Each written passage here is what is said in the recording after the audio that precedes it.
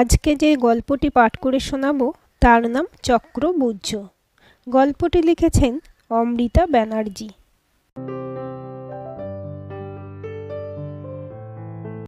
দুরন্ত গতিতে ছুটছে ট্রেন। জেনারেল কম্পার্টমেন্টের একটা সিটে 5 জন চাপাচাপি করে বসে আছে। গেরুয়া বসনের জন্য জানালার পাশের জায়গাটা পেয়েছেন আনন্দজি। না, আনন্দজি নিজে এই সুবিধা চাননি। নিজের জন্য কোনো বিশেষ সুবিধাই তিনি দাবি করেন না। অন্য যাত্রীরাই এক প্রকার জোর করে তাঁকে এই জায়গাটা দিয়েছে। গত কয়েকদিনের কাজের চাপে শরীর বেশ ক্লান্ত। চোখ বন্ধ করে মাথার দেওয়ালে ঠেকে ঘুমের চেষ্টা করছেন আনন্দজি, কিন্তু কিছুতেই ঘুম আসছে না। একজোড়া দৃষ্টি যে অপাঙ্গে তাকে নিরীক্ষণ করছে তা বেশ বুঝতে পারছেন আনন্দজি। দীর্ঘ সময় সাধু পুরুষ যোগীদের সঙ্গযাপনের ফলে ষষ্ঠ ইন্দ্রিয়কে অনেকটাই জাগ্রত করতে সক্ষম হয়েছেন তিনি। ষষ্ঠ ইন্দ্রিয় প্রবল রূপে জানান দিচ্ছে সব কিছু ওলটপালট হতে চলেছে। ধেয়ে আসছে উত্তাল ঘূর্ণিঝড়। তির্যক কোণে বসা ব্যক্তির মুখ জানালার দিকে ঘোরানো, তবে শরীরের আদল ঠিক তার মতো। এই অবয়ব যে আনন্দজির জীবনের ঘোর বাস্তব। পূর্বজীবন স্মরণ নীতিবিরুদ্ধ, তবু আনন্দজি আজ অপারক। মনকে কোন নিয়মের বেড়াজালে বাঁধতে পেরেছে আজ পর্যন্ত? বিস্মৃতির কুঠুরি ভেঙে দূর অতীত থেকে ধীরে ধীরে ফনা তুলছে কালনাগ। অস্থির আনন্দজি আর একবার তার দিকে অপাঙ্গে তাকান। তার মুখ তখন ভিতরের দিকে, চোখাচোখি হয়। তার আচরণে কোনো পরিবর্তন দেখা যায় না। শান্তভাবে চোখ সরিয়ে সামনের দিকে তাকায় সে। কিন্তু আনন্দজির মস্তিষ্কের শিরা উপশিরায় উত্তাল গতিতে রক্ত বইতে শুরু করে। শরীর মুখ পুরো তার মতো, শুধু গায়ের রং হলুদ নয়, তামাটে। এ কি অদ্ভুত সমাপতন! না, সমাপতন নয়। সবাই তো বলতো বাপকা বেটা। অতীতের কালনাগ এক লহমায় বর্তমানে পৌঁছে অজস্র দংশনে জর্জরিত করছে। সমগ্র শরীরে অসহ্য জ্বালা, ছুটে পালিয়ে যেতে ইচ্ছে করছে। কিন্তু আনন্দজি নিরুপায়। পালিয়ে গেলে তার কাছে ধরা পড়ে যেতে হবে। অবশ্য ধরা নিশ্চয়ই পড়ে গেছেন, নতুবা সে এখানে কেন? চলন্ত ট্রেন থেকে তো পালানো সম্ভবও নয়। ট্রেনের দুলুনির সঙ্গে তাল মিলিয়ে টলছে আনন্দজির পৃথিবী। বৈশাখে তপ্ত দুপুর। বাড়ির আশপাশের এলাকায় আজ সুজয়ের ডিউটি পড়ায় দুপুরে বাড়ির খাবার ভাগ্যে জুটেছিল। মা টিফিন বক্সে খাবার দিলেও গরমের জন্য বেশিরভাগ দিন খাবার পচে যায়। হোটেলে খেতে হলে জলের মতো টাকা বেরিয়ে যায়। বড় ব্যাগটা কাঁধে তুলে বাড়ির বাইরে আসে সুজয়। মা জলের বোতলটা হাতে দিয়ে দুহাত জোর করে মাথায় ঠেকিয়ে বলেন, দুগ্গা দুগ্গা। গলি ধরে এগোয় সুজয়। তীরের মতো কান ফালা ফালা করে দেয় সামনের বাড়ির কাকিমার কথা। কাকিমা শুকনো কাপড় তুলতে এসে করুণা মেশানো গলায় বলেন, আহারে, এমন তেতে পুড়ে যাওয়া দুপুরেও ছেলেটাকে রাস্তায় রাস্তায় ঘুরতে হচ্ছে। সবই ভাগ্যের খেলা। সুখ পাওয়ার ভাগ্য তো আর সবার হয় না। একটু থেমে কাকিমা আবার বলেন, আপনার কথা ভাবলে আমার ভীষণ কষ্ট হয় দিদি। আমাকে মেয়ে দেওয়ার জন্য ঈশ্বরকে বারবার ধন্যবাদ জানাই। অতি লোভে কাজ নেই বাবা। শুরুতেই বলে দিয়েছিলাম লেখাপড়ার পিছনে ছুটে লাভ নেই। মাধ্যমিকের পর মেয়েকে বাড়ির কাজ শেখালাম। ভাগ্যগুণে ভালো জামাইও পেয়ে গেলাম। হতে পারে জামাই উচ্চ মাধ্যমিক পাস, কিন্তু দুহাত ভরে রোজগার করে। অহংকার করছি না, তবুও বলি মেয়ে জামাই আমার মাথায় করে রাখে। আপনার জামাই সত্যিই খুব ভালো। এখন আসি বলে দরজা বন্ধ করেন সুজয়ের মা। কথাগুলো নিস্তব্ধ দুপুরের দেওয়ালের গায়ে ধাক্কা খেয়ে সুজয়ের বুকে ফিরে আসে। আর একবার রক্তাক্ত হয় সে। অবশ্য বিশেষ ভাবার সময় নেই। নিজেকে সামলে পা বাড়ায় সুজয়। সকালে কয়েক প্যাকেট বিক্রি হয়েছে। অন্তত আরও 10 প্যাকেট বিক্রি করতে হবে আজ। কিন্তু কেই বা কিনবে এই সময়? জ্বলন্ত দুপুরে সব বাড়ির দরজা আষ্টেপৃষ্টে বন্ধ। এখন কড়া নাড়ার অর্থ গৃহকর্ত্রীর মুখ ঝামটা শোনা। তাছাড়া বাজারে যখন বিভিন্ন ধরনের সুগন্ধি ধূপ সহজলভ্য, তখন প্রতিবন্ধীদের হাতে তৈরি ধূপ কতজনই বা কেনে? মুখের উপর দরজা বন্ধ। অপমান সয়ে 1 প্যাকেট ধূপ বিক্রি করতে পেরেছে সুজয়। গলা শুকিয়ে কাঠ। এর মধ্যেই অর্ধেক বোতল জল শেষ। হঠাৎ পিছন থেকে পরিচিত কণ্ঠস্বর শুনে থমকে দাঁড়ায় সুজয়। ভর দুপুরে গন্ধ বেচে বড়লোক হতে বেরিয়েছিস সুজয়? শব্দগুলোর সঙ্গে মিশে আছে অশ্লীল হাসি। পিছন ফিরে দেখে সুজয়। ঠিক ধরেছে, পরেশ প্রামাণিক। জানালার ফাঁক দিয়ে মুখ বের করে লোকটা তখনও হে হে করে হেসেই যাচ্ছে। জ্বলে ওঠে সুজয়ের সর্বাঙ্গ। হাসি থামিয়ে পরেশ প্রামাণিক বলেন, ভিতরে আয়, কতদিন তোর সঙ্গে গল্প করা হয় না। তাছাড়া এই দুপুরে ঘুরলে তো মাথা ঘুরে মরবি, একটু রোদ পড়লে যাস। লোকটার ওপরটা এমনই দরদি, কিন্তু ভিতরটা সুজয় চেনে হাড়ে হাড়ে। পরেশ প্রামাণিককে এড়িয়ে চলে সে, কিন্তু আজ লোকটার হাসি আর কথাগুলো অনুঘটকের কাজ করে।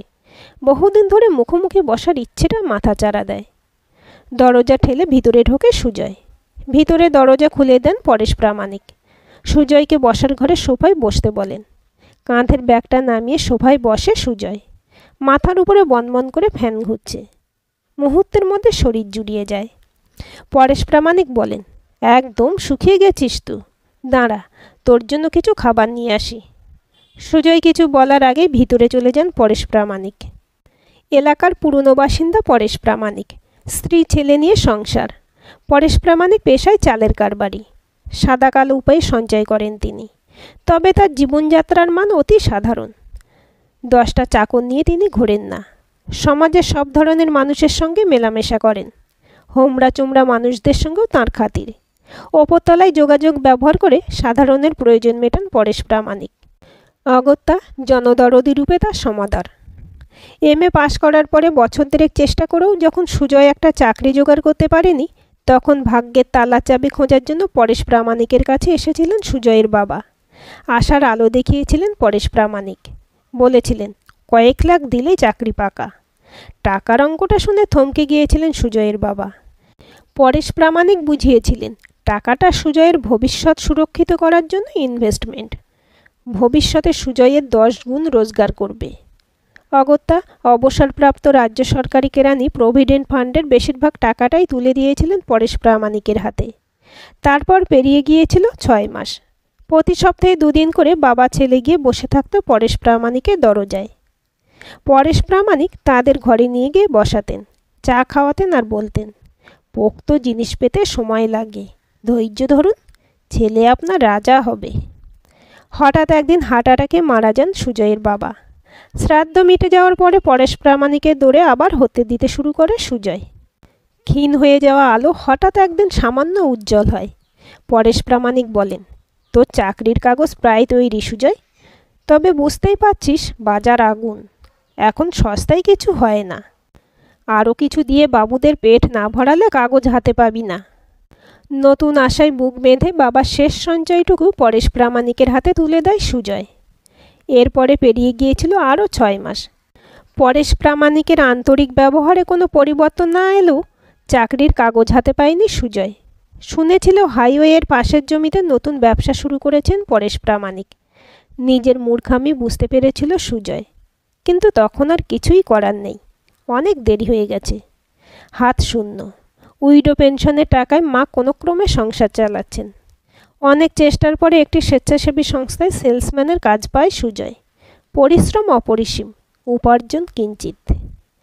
1 প্লেট মিষ্টি, 1 গ্লাস জল আর 1 গ্লাস ভর্তি কোল্ড ড্রিঙ্ক সামনের টেবিলে রাখেন পরেশ প্রামাণিক। সুজয় একটু অস্বস্তি বোধ করে বলে, এইসবের আবার কি দরকার ছিল? খা খা। পরেশ প্রামাণিকের দরজা থেকে আজ পর্যন্ত কেউ খালি মুখে ফেরেনি। কোল্ড ড্রিঙ্কের গ্লাসটার প্রতি আকর্ষণ সংবরণ করতে না পেরে হাতে তুলে নিয়ে এক চুমুকে অর্ধেক শেষ করে সুজয় বলে, আপনি আনলেন? বাড়িতে আর কেউ নেই? এই পরেশ প্রামাণিক জুতো সেলাই থেকে চণ্ডীপাঠ জানে। কাজের লোকটা ছুটি নিয়েছে, আর তোর বৌদি ছেলেকে নিয়ে বাপের বাড়ি গেছে। একটু পরে পরেশ প্রামাণিক আবার বলেন, গন্ধ বেচে এত বড় লোক হলি যে আর আমার ভিটেই মুখটাও দেখাস না। তা তোর মা ভালো আছেন তো? প্রশ্নটা সজোরে ধাক্কা দেয় সুজয়কে। মা কেমন আছেন? মায়ের দিকে চোখ তুলে তাকানোর সাহস হয় না আজকাল। প্রাপ্তবয়স্ক সন্তান হয়ে কী দিতে পারল সে মাকে? এই ভাবনার সঙ্গেই এতদিন ধরে শোনা বক্রোক্তিগুলো কানের কাছে বাজতে শুরু করে।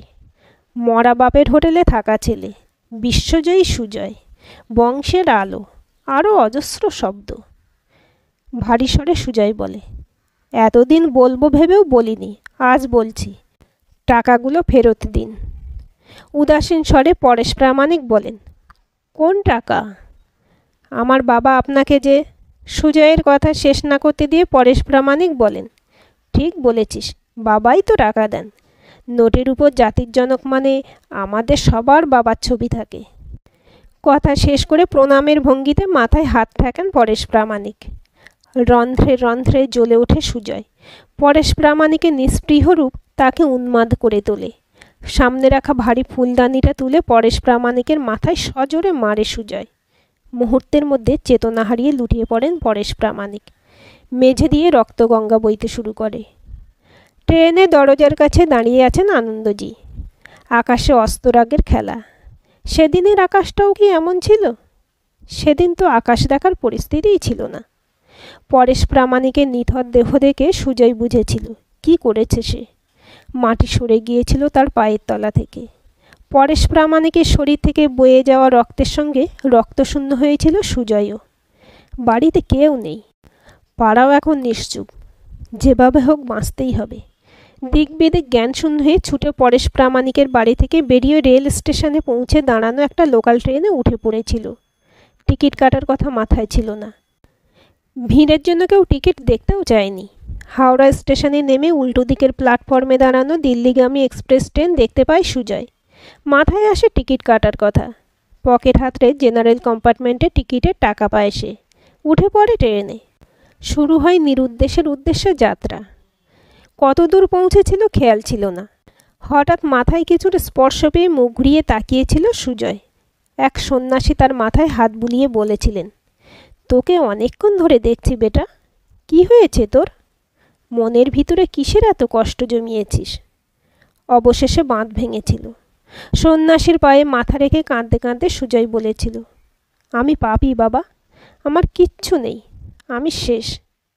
সন্ন্যাসী ওকে তুলে ধরে বলেছিলেন, এই জগতে সবই তাঁর ইচ্ছেই হয়। যাবি আমার সঙ্গে? করবি মানুষের সেবা? তোর মতো জওয়ানদেরই আমার প্রয়োজন। কিন্তু বাবা, আমি যে অপরাধী। আমি কোনো পুরনো কথা শুনতে চাই না। সমস্ত পুরনো কথা ভুলে মানুষের সেবায় ঝাঁপিয়ে পড়। সেই মার্গেই হবে তোর সব পাপের প্রায়শ্চিত্ত। সন্ন্যাসীর সঙ্গে বারাণসী নেমে গিয়েছিল সুজয়। আশ্রমে নিয়ে গিয়ে শুভদিনে সন্ন্যাসী তাকে দীক্ষা দিয়েছিলেন। আনন্দ নামে মানুষের সেবায় নিজেকে অর্পণ করেছিল সে। মায়ের খোঁজ আর নেওয়া হয়নি, অথবা আইনের কাছে ধরা পড়ার ভয় মায়ের সঙ্গে যোগাযোগ রাখতে দেয়নি। পেরিয়ে গেছে 20 বছর। দেশের বিভিন্ন প্রান্তে আশ্রমের শাখা বিকশিত হয়েছে। মানুষের কাছে আনন্দজি আজ পূজনীয়। কেমন আছেন সুজয় কাকু? আর একবার কেঁপে ওঠেন আনন্দজি। কিন্তু উত্তর দেন না। ভাবলেশীন মুখে বাইরের দিকে তাকিয়ে থাকেন তিনি। কাঁধে হাত দিয়ে আবার সে বলে, সুজয় কাকু, উত্তর দিচ্ছেন না যে? যুবকের দিকে তাকান আনন্দজি। আপনি ভুল করছেন। আমি সুজয় নই, আমার নাম আনন্দ। সন্ন্যাসী আনন্দর আড়ালে সুজয়কে আর কতদিন লুকিয়ে রাখবেন? আপনাকে তো আমার পরিচয়টাই দেওয়া হয়নি। আমি ASP Nikhilesh Pramanik, son of late Paresh Pramanik. আপনার আমার সঙ্গে কি প্রয়োজন? আপনি আমার বাবার খুনি। আপনি কি আবোল তাবোল কথা বলছেন? গতি কমাতে কমাতে হরিদ্বার স্টেশনে থামে ট্রেন। ট্রেন থেকে নামেন আনন্দজি ও নিখিলেশ। দ্রুত পায়ে হাঁটতে শুরু করেন আনন্দজি। নিখিলেশ দৌড়ে তার কাছে এসে বলে, আমার বাবাকে খুন করে এবং আমার মায়ের জীবন বরবাদ করেছেন আপনি। আপনাকে আইনের মুখোমুখি হতেই হবে। শান্ত স্বরে আনন্দজি বলেন, প্রমাণ করতে পারবেন? অবশ্যই। দেখুন, আমাকে গ্রেপ্তার করতে এলে সমাজের একটা বড় অংশ আন্দোলন শুরু করবে। সেটার সম্মুখীন হওয়া বোধহয় আপনার পক্ষে সহজ হবে না।